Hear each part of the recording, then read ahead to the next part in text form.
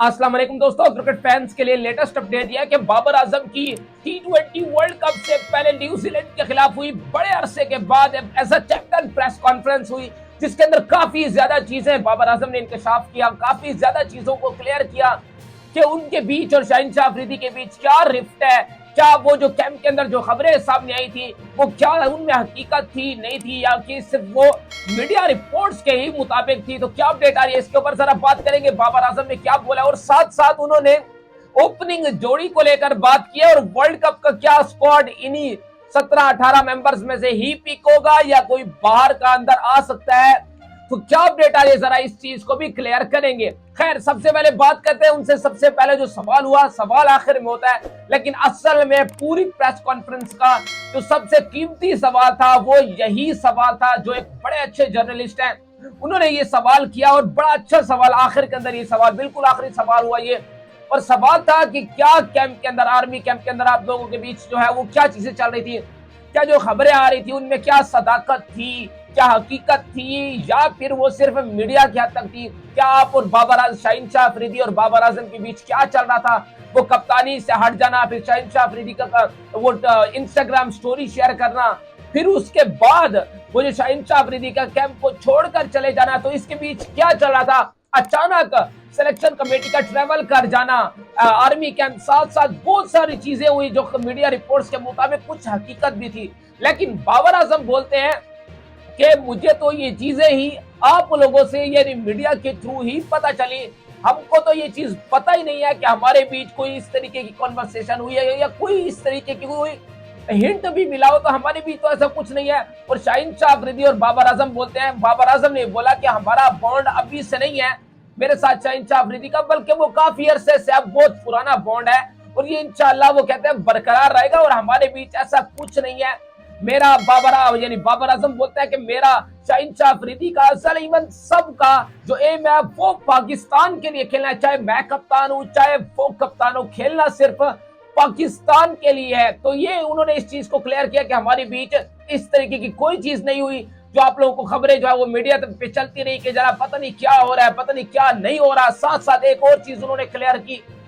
कि ओपनिंग जोड़ी क्या बदली जाएगी, क्या रिजवान और साइम अयूब करेंगे ओपनिंग, क्या जो न्यूजीलैंड के खिलाफ सीरीज में ओपन करेगा वही क्या आने वाले टी20 वर्ल्ड कप में ओपन करेगा। तो उन्होंने कहा ऐसा कुछ नहीं है,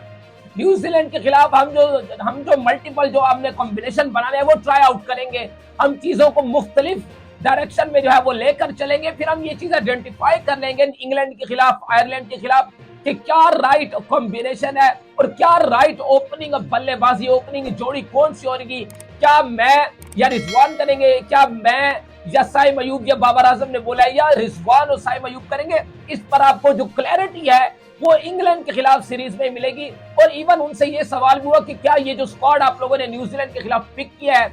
क्या ये यही स्क्वाड वर्ल्ड कप 2024 में भी जाएगा या नहीं जाएगा, बाहर से भी कुछ लड़के आ सकते हैं। तो उनका क्लियर कट जवाब था और जवाब बड़ा अच्छा उन्होंने दिया, और जवाब ये दिया कि ऐसा नहीं है कि यही प्लेयर ही कोई भी 100% सिलेक्टेड है वर्ल्ड कप 2024 के लिए, परफॉर्म करेगा, वर्ल्ड कप 2024 में खेलेगा। अदरवाइज बाहर से भी लड़के बुलाए जा सकते हैं, जो आपने 30 लड़कों का जो है वो कैंप बुलाया था उनमें से भी लड़के बुलाए जा सकते हैं। तो ये क्लियर कट यंग लड़कों के लिए भी मैसेज दिया गया है, क्या जय सीरीज में जो परफॉर्म करेगा वही आगे चल के टी20 वर्ल्ड कप 2024 खेलेगा, और बाहर से लड़के भी इंक्लूड कराए जा सकते हैं, कोई भी 100% नहीं होता है। तो खैर, इसके अलावा आखिर में एक और भी अच्छे सवाल का जवाब उन्होंने जवाब दिया। एक लड़की ने उनसे सवाल किया और सवाल बड़ा अच्छा था, सवाल ये किया कि Babar Azam as a captain comfortable होता है। असल में जो दबे लफ्जों में उनका सवाल था वो यही था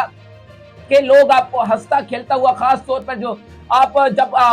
कप्तानी से फ्री हैंड होकर खेल रहे थे न्यूजीलैंड के खिलाफ, आपको देखा, इससे पहले आपको ऑस्ट्रेलिया वाली सीरीज में देखा, क्या फील्डिंग को बड़ा इंजॉय कर रहे थे, बाउंड्री के अंदर बड़ा हंसता खेलता हुआ बाबर आजम नजर आ रहा था। और क्रिकेट फैंस की, आपके फैंस की ये डिमांड थी कि क्या वो अब कप्तानी में भी आपको क्या इसी तरीके की हंसता मुस्कुराता हुआ खेलता देखना चाहेंगे, या फिर वही डिप्रेशन जो Babar Azam under the captaincy होता था, बाबर आजम की कप्तानी के अंदर वो मतलब एक डिप्रेस, जारी बात है कप्तानी का अलग बोझ होता है, अलग चीजें होती है, वो डिफरेंट चीजें कर रहा होता है, तो क्या वो नजर आएगा। उन्होंने कहा कुछ बड़े अच्छा अल्फाज बाबर आजम ने इस्तेमाल किया कि हम तो चाहते हैं हम खुश रहे, लेकिन लोग हमें कुछ लोग खुश नहीं रहने देते। इस तरीके का अल्फाज जो है वो उन्होंने बाबर आजम ने इस्तेमाल किया। तो खैर ये तो चलता ही रहेगा, क्रिटिसिज्म, प्रेस, ये तो होगा। ये तो क्रिकेट की खूबसूरती है कि कभी कभार आपको लोग बहुत हाईली प्रेस करते हैं, कभी कभार आप अच्छा नहीं करते तो आपको ट्रोल भी किया जाता है। तो खैर ये रहा प्रेस कॉन्फ्रेंस की पूरी तरीके से हमने पोस्टमार्टम करके बाबर आजम की बड़े अरसे के बाद as a captain Pakistan team के लिए जो है दोबारा प्रेस कॉन्फ्रेंस हुई, जिसका ये रहा सूरत हाल। तो खैर अपडेट्स अच्छी लगी हो तो वीडियो को लाइक और चैनल को सब्सक्राइब जरूर करते जाइएगा।